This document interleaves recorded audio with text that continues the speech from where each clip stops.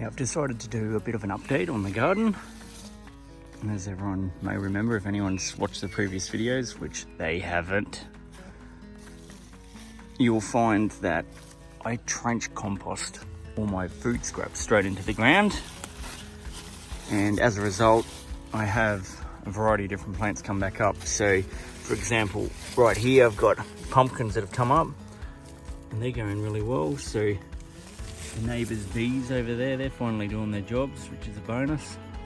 I was out here hand fertilising these, trying to get the pumpkins to fruit, but now it's not necessary. It's actually starting to happen on its own, so that's a bonus. A few different ones coming up. As they go a bit soft like that, it's no good. They didn't fertilise right. These are promising. That one definitely is. And then over here you'll find a sweet potato patch, which I've been harvesting today. As you can see in these shots here, and there's quite a few different smaller ones that are pulled out of the ground, plus a few different larger ones. At some stage I hope to be able to get back up under here and get the rest out. Another decent sized pumpkin in there as well, which is a bonus. And you have today's harvest just there. It's not a great deal, but I end up pulling all the potatoes directly out of the ground. Purely it's gotten to the point where it's too cool here now, and the potatoes were starting to die off, as you can see from all the leaves here. So I figured now is the time to actually pull them out of the ground before they rot, which I've found in the past. So you'll feel around under the ground and you'll find hollows, and that's where potatoes have just rotted into the ground, leaving hollows underneath it. And these tomatoes, they come up just from scraps as well. As you can see, they're coming along really well. Plenty of fruit coming on them. See, probably the most success I've had with a tomato plant that's come up from seed by itself. There's a few other plants that have come up here as well. I did cultivate a couple, so I got them up through seedlings, and then I moved the plants so they could manage them better. It's going along really well as well. And then here you'll find I've got botany-based spinach, they call it. So it's actually a weed that grows throughout Australia and New Zealand and a couple of other South Pacific islands, all the way up into Japan, I believe, even China. Now, the way you eat this is you want to try and avoid eating it raw. You can eat it raw, but it's not advisable. You want to get a boiling pot of water, and then you pick what you want to eat, and you blanch it just by putting it into a bowl and then covering it with hot water. And as a result, you'll be able to add the spinach or the Botany Bay spinach to your smoothies. And if you do that, you'll get a massive kick of iron and manganese. It's actually been working really well for me. Each morning I process it in that fashion. And here I've got corn that's waiting to come up, providing the dogs will stay out of the garden. And this one here looks like it's been attacked by birds, I'm guessing. Something's been butchering it. That one there's still going strong. Real champion, that one. Another little lettuce coming up there, some chives. And then here's my seedlings that are coming up slowly but surely.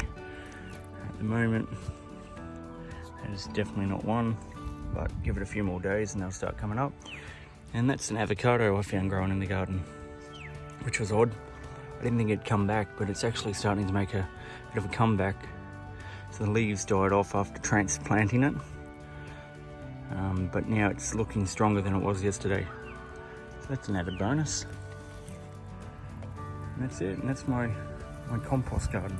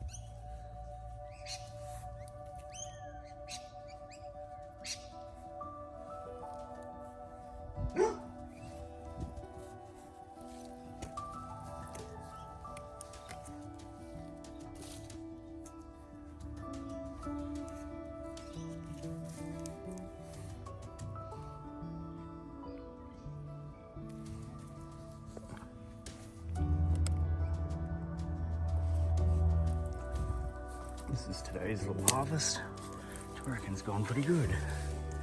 Sweet potatoes, normal potatoes. Just goes to show if you had a fairly decent sized block of land, what you could potentially do. You could easily feed yourself. No dramas at all. Something else that is definitely worth mentioning is that while this garden may not look like much, the true beauty behind it is the fact that I've put very little work into keeping it going. In fact, I've probably watered it 6 times since I first started it. You're talking, over 4 or 5 months. So it just goes to show you the quality of the soil up this way. Central Queensland on the coast is exceptional, especially when you're getting like this botany based spinach just to sprout like it is.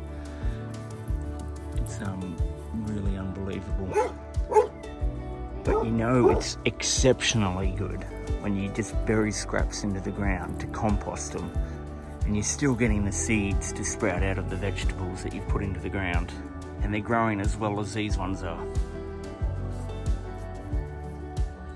The most work that I've recently put into them would have been last weekend when I went through and I separated a lot of the weeds that were in amongst the pumpkins. I dug the sweet potatoes up over this end once there last week, and I've done it again today. But I guess you could say the most work in operating a garden such as this is actually harvesting the food, which is not only easy but extremely rewarding.